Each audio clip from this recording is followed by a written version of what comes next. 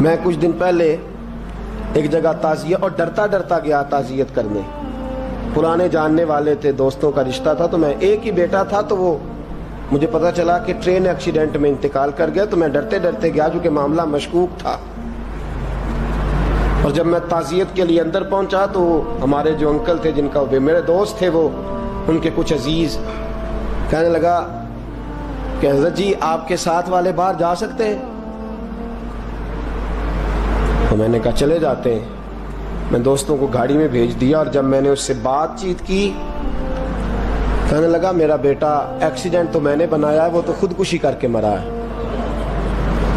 شادی کے 11 سال بعد خدا نے ایک بیٹا دیا تھا, اور مجھ سے غلطی یہ ہوئی, میں نے کہا میرے بیٹے کو تکلیف کوئی نہ آئے.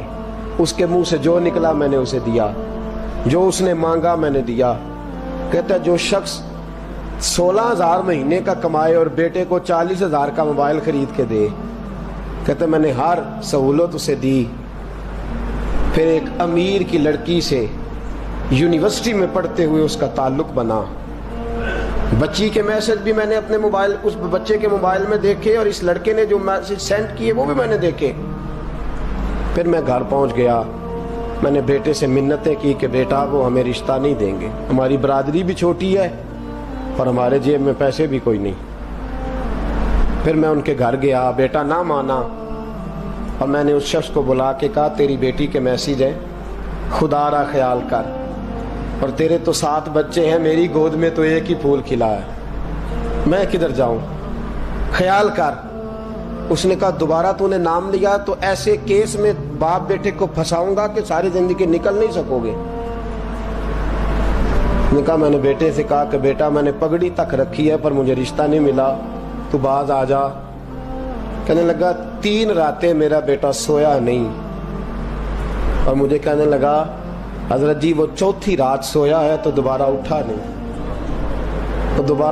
مجھے کہنے لگا مجھے اجازت دو کہ میں اس بیٹی کو بھی قتل کر دوں اور اس کا باپ بھی قتل کر دوں, میرا تو گھر اجڑ گیا نا.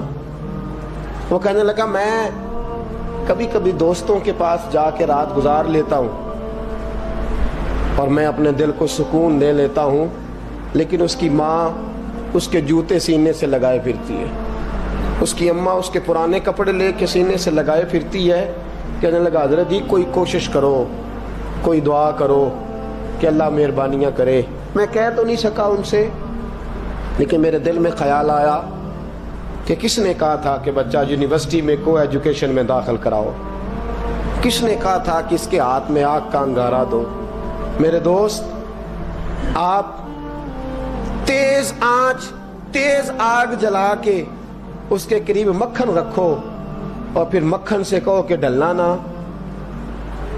پھر مکھن سے کہو کہ پگھلنا نہ. بھئی تیز آگ قریب جلا دی اور تو کہتا ہے پگھلنا, یہ کیسا ممکن ہے؟ ہو سکتا ہے؟ بولیے نا, ہو سکتا ہے؟ لڑکا اور لڑکی کٹھے کالج میں پڑھیں, ایک کمرے میں رہیں, ایک چھت کے نیچے رہیں, ایک دوسرے کو دیکھیں, نام جانیں, فون نمبر پاس ہو, اور پھر کہنا کہ تم عشق کا چکر نہ لڑانا, کیسے ممکن ہے؟ اور بڑے سیانے بندے کہتے ہیں حضرت صاحب اعتماد ہونا چاہیے اولاد پہ. میرے نبی پاک کو اپنی بیویوں پہ اعتماد نہیں؟ عبداللہ ابن مکتوم نابینے سے ابھی آئے ہیں تو حضور نے فرمایا پردہ کر لو, حضور کو اعتماد نہیں؟ مصطفیٰ سے پاک گھر کسی کا ہو سکتا ہے؟ فرمایا پردہ کر لو, نقاب ڈالو. سونے وہ تو نابینا ہے, فرمایا تمہیں تو نظر آتا ہے نا, ڈالو نقاب. یہ اعتماد ہونا چاہیے. یہ کیسا اعتماد ہے کہ تو تیز آگ جلائے اور مکھن قریب رکھ کے اعتماد کر, یہ کیسا اعتماد ہے؟ ایک حدیث سنانے لگا, زندگی بھر بھولنا نہ, دل کی تختی پہ لکھنا یہ روایت. توجہ ہے آپ کی؟ جاگ رہے ہیں؟ باہر والوں کو میری بات کی سمجھ آ رہی ہے؟ حدیث سنانے لگا ہوں, ابن حجر اسقلانی حدیث لائے ہیں. رسول پاک صلی اللہ علیہ وسلم نے فرمایا جہاں مرد اور عورت اکیلے ہوں وہاں تیسرا شیطان ہوتا ہے. یہ تو پہلے بھی سنے ہوں گے نا اتنے لفظ. اس سے آگے ہیں ابن حجر حدیث کے لفظ لائے. یا رسول اللہ صلی اللہ تعالی علیہ وسلم، مرد اور عورت اکیلے ہوں تو تیسرا شیطان ہوتا ہے؟ حضور نے فرمایا ہاں. عرض کی حضور اگرچہ وہ نیک ہو. جاگ رہے ہیں نا آپ لوگ؟ اگرچہ وہ جہاں مرد اور عورت اکیلے ہوں وہاں تیسرا شیطان ہوتا ہے.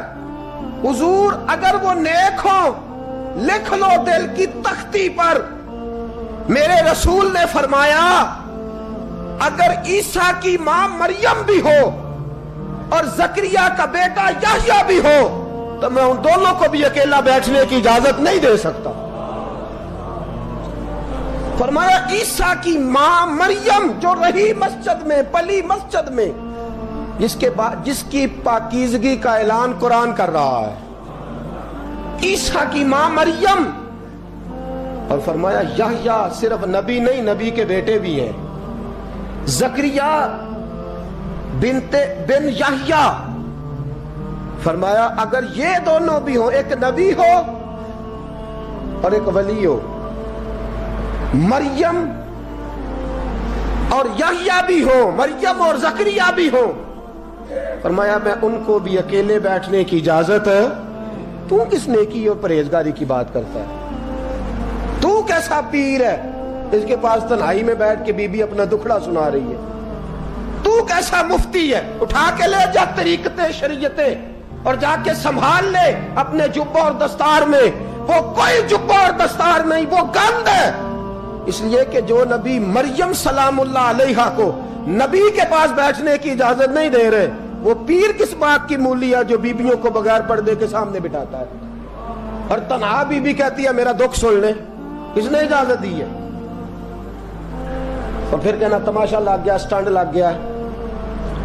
یہ شریعت بیان کر رہا ہوں، رسول اللہ کا فرمان بیان کر رہا ہوں، اور اس سے آگے ہمیں کسی دلیل کی ضرورت بالکل نہیں ہے. اور پتہ نہیں باپ کو کہ میرا بیٹا کیا کر رہا ہے. اندھی ہے وہ ماں جس کی بیٹی سارا دن نیٹ پہ بیٹھی رہتی ہے، اس کو خبر نہیں کیا ہو رہا. اور جب آگ گلے تک آتی ہے نا، داڑیاں جب جلنے لگتی ہیں تو ہمیں خیال آتا ہے یہ کیا بن گیا ہے. اور جب ماں کا دوپٹہ کھینچنے لگتا ہے نا سگا بیٹا کہ چل میرا رشتہ مانگ، پھر اس کو پتا چلتا ہے کہ یہ تو معاملہ ہی بڑا خراب کر لیا میں نے. میرے دوست، جوانی زیادہ پیسے کمانے کا نام نہیں. اگر تو قیمتی کپڑے پہنتا ہے تو تو جوان نہیں. تو 50 کلو وزن بائیں ہاتھ سے اٹھا لیتا تو تو جوان نہیں. اگر تو ڈگریوں کا ڈھیر لگایا ہے اور تیرا دراز اور الماری بھر گئے ہیں تو تو جوان نہیں. اور اگر تو نے اپنے خاندان اور معاشرے میں اونچا افسر بن کے نام کما لیا تو جوان نہیں. جوان اس کو کہتے ہیں جس کی جوانی پاکیزہ ہوتی ہے. جوان اس کو کہتے ہیں جس کی نظر جھکی ہوئی ہوتی ہے. جوان اس کو کہتے ہیں جو حیا کا پتلا ہو. جوان اس کو کہتے ہیں جو شرم کا پیکر ہو. جوان اس کو کہتے ہیں جس کی نظر سے معاشرے کی بہو بیٹیاں بچی ہو. جوان وہ ہوتا ہے، جوان بھی ہو پاکیزہ بھی ہو، جوان وہ ہوتا ہے کہ میرے رسول پاک نے فرمایا صبح قیامت اللہ عرش کے سیدھے جانب جوان کھڑا کرے گا. 30 سال کا جوان، چڑھتی جوانی، خوبصورت آنکھیں، روشن چہرہ، اس کا وجود طاقت والا. نبی آگے بڑھ کے پوچھیں گے یا اللہ یہ کون ہے جو تیرے دائیں جانب کھڑا ہے؟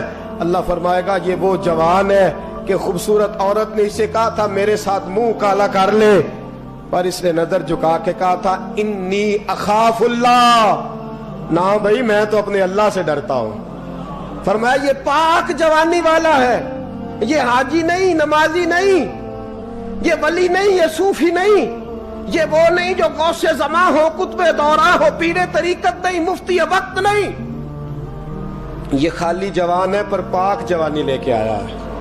یہ خالی جوان ہے پر پاکیزہ جوانی لے کے آیا. یہ خالی جوان ہے پر اس کی نظروں میں حیا بڑی ہے. یہ پاک، یہ کیا تماشا لگ گیا عشق کا چکر.